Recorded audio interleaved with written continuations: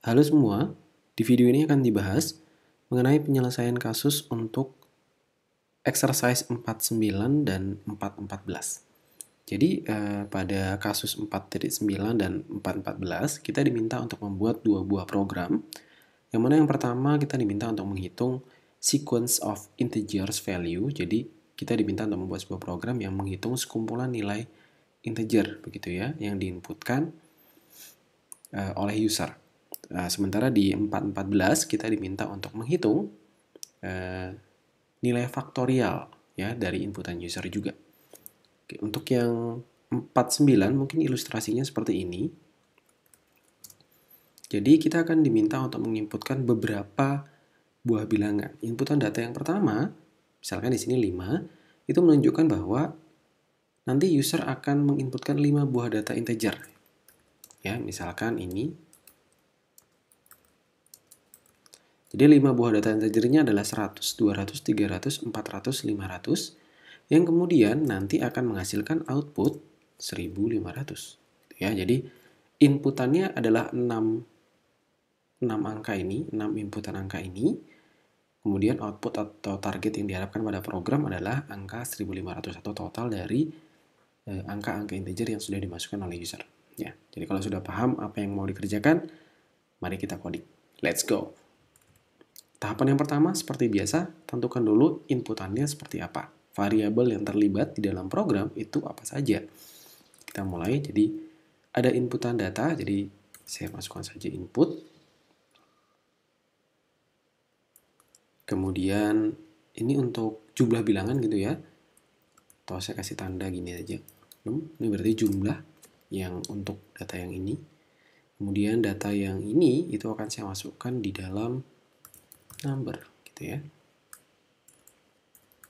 Kita minta user untuk menginputkan tapi di sana tidak ada inputan, jadi kita bisa langsung scanf saja. Ini seperti ini ya. Jadi sesuai ilustrasinya saja. Yang pertama jumlah. Kemudian kita cek dulu saja ya. Jika jumlah perulangannya lebih dari 1 gitu ya, jangan kosong lah ya. Jika lebih dari kosong ya, 1 mulai dari 1 gitu ya, maka dia akan mengambil inputan.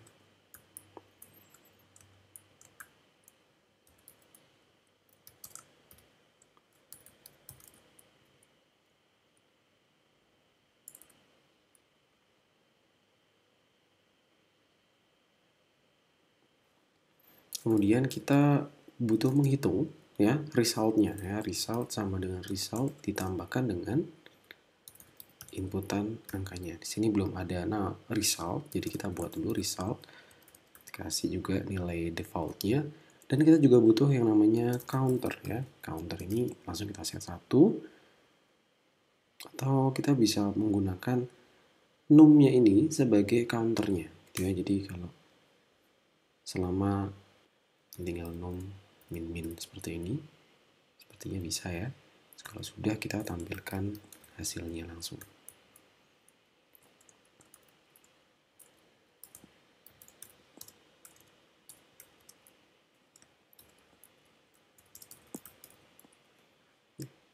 Ya, mungkin seperti ini saja cukup. Coba kita jalankan.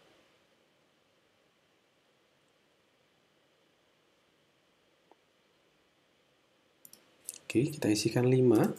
Kemudian seperti soalnya, 400, 500, enter. 1500. Gitu ya, kita coba dengan nilai yang lain. Masukkan 3. Kemudian kita isi 1, 2, 3. Result 6. Gitu ya. Jadi programnya sudah sesuai dengan targetnya ya. Targetnya seperti ini. Sudah sesuai. Mari kita lanjutkan dengan masalah berikutnya ya, di 414. Oke. Yang di 414 kita diminta untuk menampilkan faktorial gitu ya. Jadi berbeda dengan 49, yang 414 ini adalah tentang faktorial. Jadi kalau inputannya user itu misalkan 5, maka nanti output dari program yang diharapkan adalah 1 dikali 2 dikali 3 dikali 4 dikali 5 sama dengan 120. Ya, ini juga boleh dikerjakan kalau misalkan tampilan yang seperti ini juga dirasa sulit, kita bisa buatnya jadi sederhana, misalkan hanya menampilkan angka 120 saja, gitu ya. Ini oke-oke saja, gitu ya.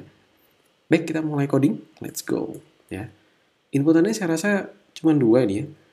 Jadi inputan angka oleh user yang nantinya akan difaktorialkan itu berapa, kemudian output ya yang menyimpan result dari faktorialnya. Kemudian faktorial ya, ini kita isikan 1. Kemudian supaya manusiawi kita mintakan saja input number scanf number, kemudian kita bisa menggunakan perulangan gitu ya.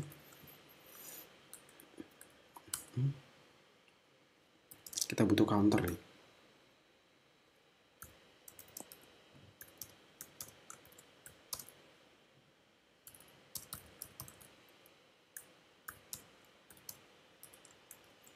Kenapa tidak menggunakan lebih kecil sama dengan? Karena saya ingin menampilkannya hanya sampai sini saja. Nah ini. Kemudian 5 sampai dengan 120-nya akan ditampilkan terpisah pada printf yang terpisah. Kalau saya tampilkan ini di dalam satu perulangan yang sama, maka 5 ini biasanya, itu biasanya ya, itu dia akan jadi seperti ini ya. Jadi karena X-nya juga diulang, tanda kalinya itu juga diulang, jadi nanti muncul yang tidak saya harapkan di program ini. Gitu. Jadi kurang lebih seperti ini dulu, kemudian kita buat tampilannya. Tampilannya I, kemudian dikali spasi, bukan I ya, persen D dikali I, kemudian faktorial ya. Faktorial sama dengan faktorial dikalikan I. Kalau sudah, nah ini penutupnya gitu ya, penutupnya nanti masih menampilkan ini ya. Jadi yang kita tampilkan bagian yang ini. Nah, gitu. Input number koma faktorial. Oke, ini belum dilakukan sekali lagi ya. Faktorial sama dengan faktorial dikalikan number ya. Nah, seperti ini. Oke. Kalau sudah, kita coba saja. Nah, ini kalau misalkan saya input 5, dia keluarnya 1 kali 2 kali 3 kali 4 kali 5 sama dengan 120. Gitu ya. Kita coba dengan angka yang lain.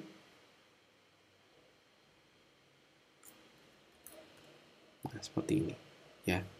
1 kali 2. Jadi tidak ada pengulangan kali. Ya, jadi saya tampilkan terpisah printf-nya. Kalau enggak, dia akan menggunakan format yang ini yang tidak saya inginkan, gitu ya. Baik, saya harap video ini bisa membantu proses pembelajaran kalian. Jika masih ada hal yang ingin ditanyakan, kalian boleh tuliskan pertanyaan tersebut di kolom komentar. Sampai ketemu di video selanjutnya.